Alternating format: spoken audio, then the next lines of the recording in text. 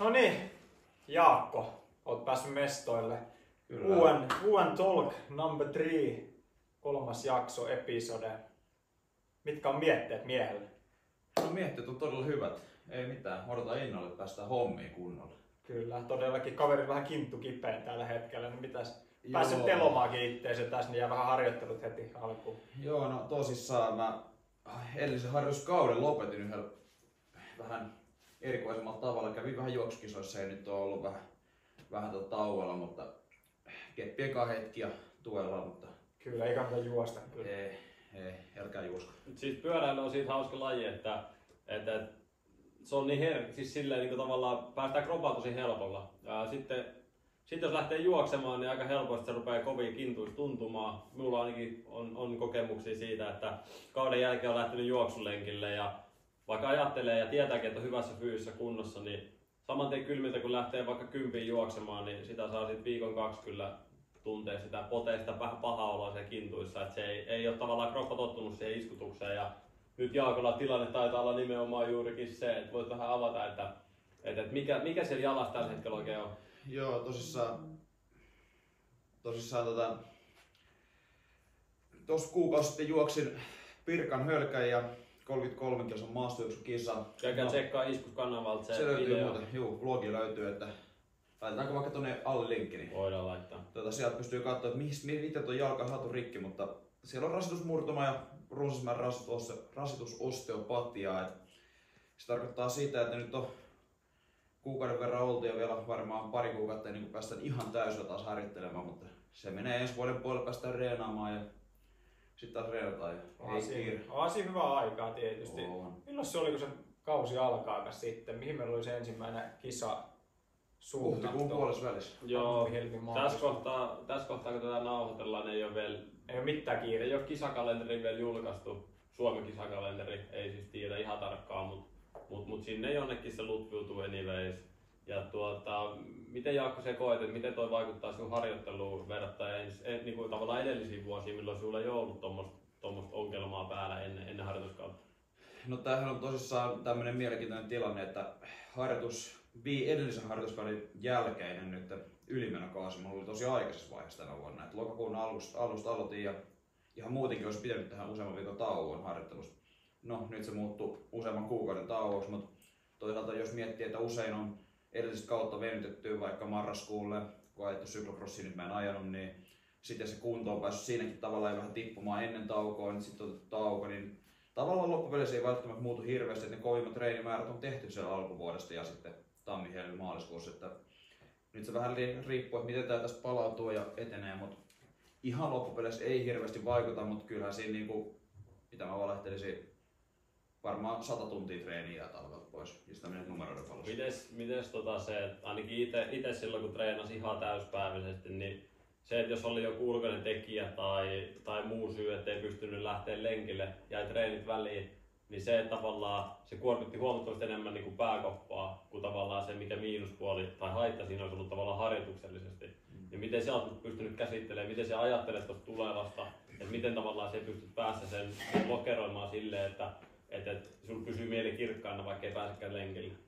No nyt toisaalta on ollut hyvä vaihe ottaa tämmönen loukkaantuminen, että kun puhutaan lokakuusta ja mä olin valmistautunut, mä otan muutenkin sen 3 viikon, 4 viikon tauon heti sen jälkeen, niin nyt tähän mennessä, kun nyt on useampi viikko, käytännössä nyt pikkuhiljaa olisi alkanut muuten reenit. Tähän mennessä on ollut helppoa henkisesti, kun ei olisi muutenkaan niin ollut tarkoituskaan harjoitella, mutta mä veikkaan, että tästä seuraavat viikot alkaa tuntumaan siltä, kun näkee, kun muut kaverit alkaa reenaamaan pikkuhiljaa, niin kyllä se varmaan niin koville ottaa niin henkisesti jossain määrin, mutta ei moressa. Kyllä mä niin koen, että pohja on sen verran tehty, vaikka nyt ei voi ikinä olla valmis sen homman kanssa, mutta kyllä mä uskon, että kuntoon päästään ihan niin ilman sen kovempaa ressiä ensi kaudeksi.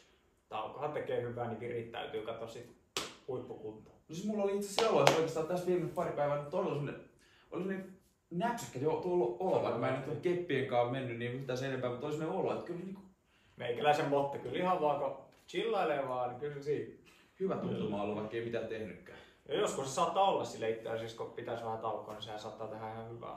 Mutta onko tää nyt ollut suurin loukkaantuminen, mitä sun pyöräura aikana tähän mennessä on tullut, niin onko tämä semmoinen yksittäinen merkittävin vai minkälaisia tilanteita on ollut aikaisemmin? No, mä en ole luita rikkonut ennen, mikä olisi niin kuin johtanut välttämättä taukoihin, mutta mulla on ollut kyllä niin kuin esimerkiksi viime vuoden keväällä 2023 alkuvuodesta mä jouduin varmaan niin kuin laajuudessaan aika yhtälainen niin kuin ongelman sairastelun takia.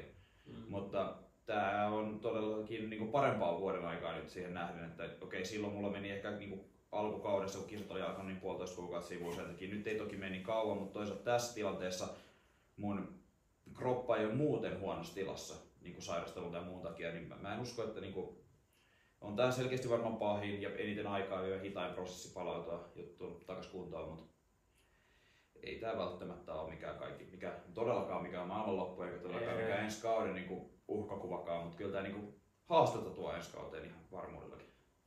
Mutta se on vähän niinku laji kuin laji, niin loukkaantumista valitettavasti kuuluu kaikilla, jotka pidemmän aikaa mitä urheilulajia tai muutakaan nimenomaan urheilulajia tekee kunnolla, niin aina joutuu niitä kohtaamaan. Ja itse asiassa tässä meillä on meidän välissä, minun ja Jaakon välissä kaveri, joka on varmasti kokenut loukkaantumisia enemmän kuin tarpeeksi. Niin haluaisitko kertoa jonkun yhden semmoisen loukkaantumistarinan, mikä on vaikuttanut ehkä eniten suuraan moottoripyöräilijänä? No ehkä se on sieltä niin nuoruudesta vuonna 2009 tai irtos oikeastaan noin molemmat nilkat. Sillä tuli vuoden rullatuolissa ja sitten harjoittelin sen vuoden kävelee aikalla. Siihen meni oikeastaan puoli vuotta, kun harjoittelin sitä kävelemistä uudestaan. Ja se oli ehkä semmoinen iso, ja se oli vielä silloin, kun me siirryin itse 7-luokille, ja se joutui menemään rullatuolille sinne yläasteelle. Ne ajattelee, tietysti mitä ajattelee, niin kuin muut ajattelee siitä, kun menet itse rullatuolille sinne. Mutta se oli ehkä yksi semmoinen iso loukkaantuminen. On tossa nyt sitten, mitä nyt noita on, reisiluuta mennyt poikki ja varpaita amputoitu ja vähän sormenpätkiä ja näitä vähän sormia. Naisille tiedoksi on varattu. Mut Jaakolta ei löydy vielä. Ei löydy. Eikä Ukoltakaan. No, mutta sitä ei tarvitse käsitellä. Mutta Jaakon kohdalla, niin jos siellä on semmosia kestävyysurheilusta kiinnostuneita nuorehkoja naishenkilöitä, niin Jaakko vapailla markkinoilla edelleen. Kyllä. Mutta tosiaan kyllähän se ihan sama mikä urheilulaji, niin tuskin siitä välttyy ikinä niin kuin ilman ongelmitta. Ja itselle niitä on koitunut ehkä pikkusen liikaakin ehkä siitä syystä, että tietysti se budjettiasia on ollut vähän pieni. Ei ole päässyt reenaamaan ja sitä on niin kuin painettu suomalaisella sisulla enemmänkin. Ilman reeniä ja veetty yli rajojen, niin sitten rapates roiskuu niin sanotusti, mutta eipä siitä sen enempää. Mutta se minun on pakko sanoa, että Jaakolla on tällä hetkellä kyllä minun mielestä hyvin terve lähestymistapa tätä loukkaantumista kohtaan, että niinku helposti sitä tekee ja työntää liian nopeasti, liian kovasti. Et on se tilanne mikä tahansa omalla uralla, on minkä ikäinen tahansa, että on nuorempi tai vanhempi, niin maltti. Se on kyllä maltti. On maltti, kyllä se.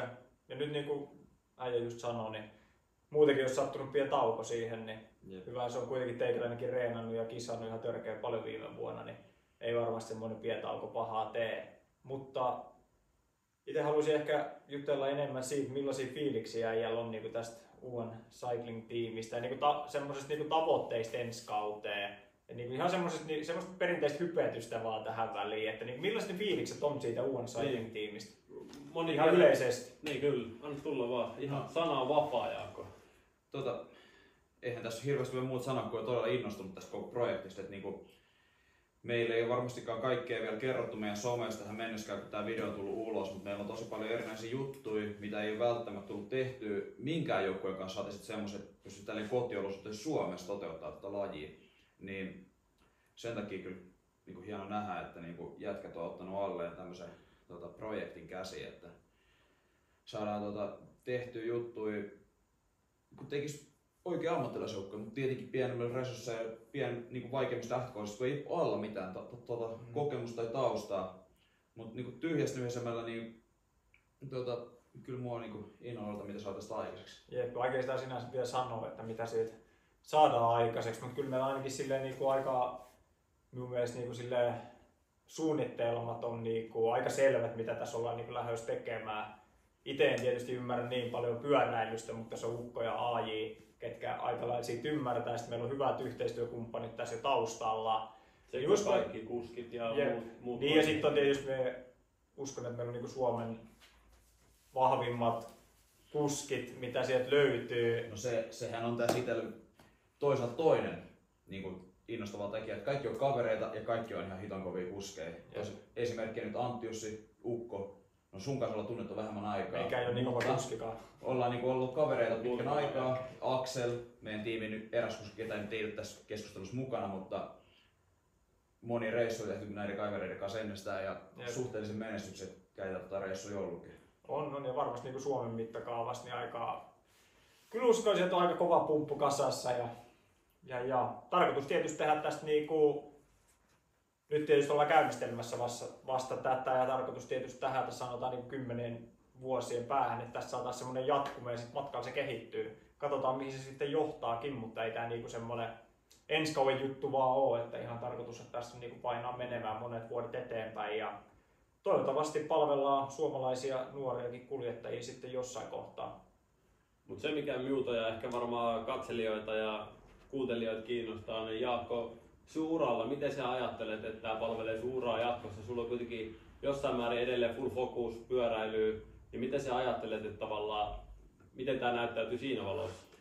Tosissaan tässä voisi lähteä vaikka liikkeelle siitä, että mikä mun tilanne on tällä hetkellä uralla. Eli monet saattaa tietää, koska täällä on varmaan pyöräilyä seuranneita ja mä oon pyörinyt kisossa pitkään, että mä oon ajanut Suomessa maantiepyöräkisaa nyt 6 vuotta, enemmän tai vähemmän niin kuin miehissä ja junnuissa silleen, että on pyörinyt noissa piireissä, mutta sitten mä oon viimeiset 3 vuotta, 4 vuotta ollut tommosissa kansainvälisissä pyöräilyjoukkueissa. 3 vuotta meni Continental-joukkueessa, mutta tää viimeisin, no ei voisi oikeastaan laskea, kun ei oikeastaan kisoja päästy ajaa, koska toi mun viime kauden tiimi oli vähän floppi, mutta ei siitä sen enempää, mutta sehän johti sitten siihen, että tosissaan varmaan ei ollut hirveästi mahdollisuuksia sit päästä muihin joukkueisiin ulkomaille tekee asioita sillä, ja kun Suomesta ei tietenkään ole ennen löytynyt tämmöistä tilannetta, että olisi ollut niin hyviä yhteistyökumppaneita ihan kaikista varusteista, rahalliseen tukeen ja muuhun, että pystyttäisiin kisaamaan silleen kilpailukykyisesti niin Suomessa kuin ulkomailla. Tämähän niin tuo tosiaan niin motivaatiota, mutta myös mahdollisuuksia niin lähteä sillä omalla joukkueella kisaamaan. Toivottavasti Suomessa kaikki kisat ja sitten toivottavasti ulkomailla. Jep. En tiedä, onko siitä niinku... On siitä puhuttu tietysti ja varmasti ajetaankin muuallakin kuin Suomessa, mutta ei taida olla ihan varmaksi vielä niitä kisoja. Tietysti mitä se kalenterikin sitten sattuu, mutta tarkoitus on ajaa kyllä. Joo, kyllä, koska tässä on kuitenkin semmoinen porukka, että kannattaa sinne lähteä ja sitten kuitenkin tuossa Baltiassa on uusia kisoja, niin ehdottomasti sinne työnnetään ja kutsut toivon mukaan saadaan, niin kyllä jos vaan kilpailut heidän puolesta, järjestäjän puolesta järjestää, niin kyllä me pian aika sataa varmana, että siellä ollaan. Ja sitten kun että miten herra Tuule toi kunto riittää, että onko mestarin viivalla. Joo, katsotaan aikaa tuosta alkuvuodesta, jos nyt pääsee johonkin polkeen. Ihan siis oikeasti niin mielenkiintoista nähdä, miten itse pystyy sinänsä kehittyä. Tiedän kyllä millä tasolla on tällä hetkellä niin polkupyöräilyssä varmasti, että ei siinä niin viitti alkaa henkseleitä paukuttelemaan. Mutta se on niin oikeasti mielenkiintoinen matka varmasti, jos tästä katsotaan sinne tammi-helmi-maalis-huhtikuuhun vaikka, miten pystyy oikeasti kehittyä tässä talvella. Toivottavasti säilyy terveenä niin kuin ihan luut ja muutenkin terveys, koska ajohommat jatkuu kuitenkin vielä tässä ohella, niin, tai itse asiassa pyöräily on niiden ajohommien ohella, jos nyt saa tälleen tarkentaa tähän. Mutta siis oikeasti todella mielenkiintoinen matka, miten pystyy kehittyä niin kuin pyöräilijänä, millainen se tulee olemaan se ensimmäinen kisa. Ja kuitenkin aina moottoripyörällä kilpaa, sanotaan sieltä 2005 vuodesta saakka kilpaa. Niin millaista se on ajaa sitten polkupyörällä kilpaa? Verrattuna moottoripyörällä, niin sitten pitää kyllä tehdä ihan joku yksittäinen pätkä. Pitää, ehdottomasti. Mutta on tää kyllä mielenkiintoinen projekti kaiken kaikkiaan ja todella hieno semmoinen kyllä. Kyllä. Ja sitten omasta tilanteesta vielä sekin, että tosissaan meikäläinenkin kun opiskelee yliopistossa, niin tämmöinen niin Suomi-projekti niin helpottaa paljon, ettei tarvitse olla pyöriä jossain ulkomailla jatkuvasti, jossain muun maalaisessa joukkueessa. Ja sitten kun päästään tästä ajaa kisoja, toivottavasti tuohon lähimaihin hyviä kisoja, missä saa oikeasti hyötyä ja pystyy niin oikeasti mittaamaan itseään. Toki Suomessa meillä on niin hyvä jengi, me lähdetään hakemaan voittoa. Jokaisessa kisassa, mihin me lähdetään, ihan ehdottomasti sehän on kilpailun perusperiaate, lähdetään voittaa. Se on muuten mielenkiintoista, kuka siellä sitten voittaa. Niin. Meistä. No siis meistä 3, siis ajattelin tähän niinku enemmän AJ, Jeppe, niin, jos meidän joukkueen sisästä. Niin. Mutta me lähdetään jokaisen kisaan katsoa tilanteen mukaan. Todellakin. Mutta sen voi kertoa, että Peltonen ei kyllä ei tuota tuplaveetä, että se on niinku sen verran meikäläinen on lupaa astua sivulle, että tavallaan nyt työnnetään se työntö muille ja Kyllä. ollaan semmoisessa roolissa, mutta ei sitä, jos tulee kiva hatkapaikka, niin kyllähän sitä annetaan hanaa se mitä kintuista löytyy. Ei välttämättä löydy enää saman verran mitä joku pari vuotta sitten, mutta aina kun tulee tilaisuus, niin täytyy laajentaa. On se teikäläinenkin ajanut niihin kilometreihin sisään tuossa vaikka ihan vaan huvikseen vähän pyöräilyä. 1 soolovoitto Ukolle 2025. Todellakin. No toi jälkeen nyt ei ainakaan kukaan enää päästä lähtemään mihinkään, kun se tuolla sanoo. Mutta ihan mielenkiintoinen kyllä. Niin varmasti niin Suomen mittakaavassa kovia ukkoja on joukkue täynnä, niin silleen miten se sitten hajaantuu kauan mittaan, niin ihan mielenkiintoinen show varmasti on sekin. Kyllä. Varmasti tulee niinku vuoden mittaan tehdään kuitenkin paljon somea, mikä on niinku yksi päätavoitteista, että saataisiin oikein niinku... Mikäs? Siellä kolahti. No otetaan tuohon nyt... Mikä tää oli? Teikäläiselle pistetään siitä torpparilätsää, vähän pistetään pipot sivuun. Niin... Nyt on hieno. Pääsen virallisesti osaksi joukkuetta, niin lyöt torppari lätsän päähän ja kato kun näyttää hyvältä. Istuuko nenää päähän? Niin, todellakin materiaalia tarkoitus tuottaa somea paljon. Teikäläinen sinne omille kanavillekin myös, mutta niin kuin One Cycling-tiimin puolesta YouTube ja TikTokiin, IG, Facebookin puolelle, niin mahdollisimman hyvää materiaalia, niin varmasti mielenkiintoinen setti tulee olemaan. Ja siellä tulee varmasti paljon semmosia inside-juttujakin sitten kauan mittaan. Niin ottakaa tilit haltuun ja toivottavasti kiinnostaa paljon porukkaa ja saadaan Suomen pyöräilyyn nousuun somenkin puolelta, että sinnekin saataisiin kiinnostuneita sitäkin kautta lajiin. Niin mikäs sen parempaa? Tuommoista sisältöä ei ole ennen tehty. Niin, kyllä. Yksikään pyöräilyjoukkue ei ole tehtänyt vlogimateriaalia esimerkiksi Jep. Suomessa. Oikeastaan tämmöistäkään välttämättä. Ei tämmöistäkään materiaalia. Mitään. Tehdään asioita niin kuin mä sanoin uudella tavalla. Jep, ja tarkoitus niin kuin mahdollisimman laajasti tehdä. Ja tietysti samaan saadaan tukijoille hyvää näkyvyyttä ja toivottavasti mahdollisimman laajalle levitettyä tätä pyöräilyn sanomaa niin sanotusti, niin saadaan niitä uusia harrastajia. Vähän niin kuin meikäläinenkin. Ihan yhtäkkiä vaan tämmöiseen hommaan tultiin ja tässä sitä nyt sitten ollaan. Katsotaan mihin päädytään. Nikille tämmönen kevyt aloitus tähän hommaan. Eipä siinä mitään. Eipä siinä mitään. No Jaakko, onko sun vielä jotain semmoista, mistä olisi kiva vähän jubailla tässä näin? Ihan mitä vaan. Ihan mitä vaan. Nyt saat ampua. No hei. Ensi kauden ajetaan kuitenkin Treki Madonella, niin teikäläisellä on niistä kokemustakin myös. Joo, tuli Myöllä on muuten sillä uudella mallilla ajettu. Ei ollut. Meikäläisellä oli vaan vanhempaa Madone 2024 malli. No meitsillä on kokemus, kun lähti jätkeen kanssa kesällä kiertää Saimaata. Meitä sai silloin Trek Suomelta käyttöön. Sillä julkistushetkellä, pyörä täytti julkaista edellisenä päivänä sitä meidän reissua ennen, niin sai silloin sen Madone 8-generaation SLR 7-mallin, mikä meillä on kilpapyöränäkin ensi kaudella. Niin, kyllä. Eikä aina kukaan ajanut sen sisään. Niin meikä ajanut sisään ja todistettu, että silloin on ihan mukava ajaa. Todellakin. Ja siis ei mitään. Treki, Suomen Trek Bikes Finlandi, X-pyörävarikko tietysti tässä tukijana mukana, niin hienoa, että saadaan sieltä tulee maastopyörää, tulee gravelpyörää, maantiepyörät. Ja se mikä on pakko sanoa näistä rekipyöristä, että nykypäivänä kaikki maantiepyörät, varsinkin nämä aerorunkoista alkaa olla kyllä tosi hienoja, siis tosi näyttäviä runkoja, mutta Trekillä tässä Madone-mallissa niin on kyllä ehdottomasti tosi makea. En tiedä miten näkyy kameralle, mutta on tuo lovi tuossa satulaputken takana. Niin se kyllä tuo semmoisen vähän futuristisen, mutta tosi semmoisen kisaisen ja coolin lookin, että se kyllä niinku ainakin omaa silmää miellyttää. Ja sitten kun on eri värivaihtoehtoja tuosta rungosta, niin se on kyllä hieno veikoti kaikin puolin. Kyllä, ehdottomasti tulkaa vaan pyörävarikolle katsastamaan fillareita, niitä taitaa löytyä jokaiselta liikkeeltä hyvinkin pitkälti, niin pääsee siellä istumaan päälle ja vähän fiilistelemään. Ja testiajolle tietenkin pääsee paikan päälle. Kyllä. Ja jos sä heti tuon plugin, niin siitä löytyy kyllä somesta se kyseisestä pyörästä esittelyä, niin neitsi kanavalla. Menkää tsekkaa sekin. Eikä et siinä. Mut hei, täällä ollaan Team Building Weekendissä ja mitäs odotuksia tältä viikonlopulta on? No tietysti ei mitään odotuksia, kun on jalka. Mulla ei odotuksia, kun mulla on jalka murtunut, mutta kyllä mä odotan sen, että meillä on hauska. Todella näkee näitä hommia. Okei, tunnetaan kaikki toisemme. Meikäläisellä on mukava kyllä sinänsä, kun en oikeastaan edes nopeasti päässyt silloin. Niin. Ennen kuin lähdettiin pyöräilemään, niin nähtiin nopea ja siinä lenkinkin aikana Saimaan Cycle nähtiin se ensimmäiset kilometrit siinä, mutta siisti nähdä kyllä teitäkin ja tutustuu. Ja näin poispäin. Ajetaan itsemme sisään tähän joukkueeseen niin sanotusti. Varmasti tullaan niin hiomaan tästä pari päivää aikana. Ja varmaan tehdään pientä muutakin materiaalia kuin näitä podcasteja sinne meidän pyskään kuulolla. Kyllä. Saattaa esitellä jopa näitä meidän hienoja Tuotteet. ensin vilkastutamme, minkälaista yhteistyökumppania meiltä löytyy. Kyllä. Sitten vielä Jaakolle viimeinen kysymys. Kuka on Jaakon all time favorite pyöräilijä? Toi on paha, niitä on aika paljon, mutta kyllä mä sanoisin, että niin kuin all timeiksi favoriteiksi varmaan tulee tästä ihan nykyhetkestä ihan puhtaasti tuon monipuolisuuden puolesta, kun mäkin tykkään aina muitakin pyöräilylajeja, niin muu on Matthew Van Der Poel, mutta se on tällä hetkellä, mutta kyllähän tuolla historiassa on noita monia, ketkä on tehnyt isoja juttuja, mitä mä kuitenkin katson ylöspäin. Entäs sit Niki? Nyt heitti vähän bussia. Tää on vähän paha, mä tiedän. En kyllä ole meikäläistä. Kuka?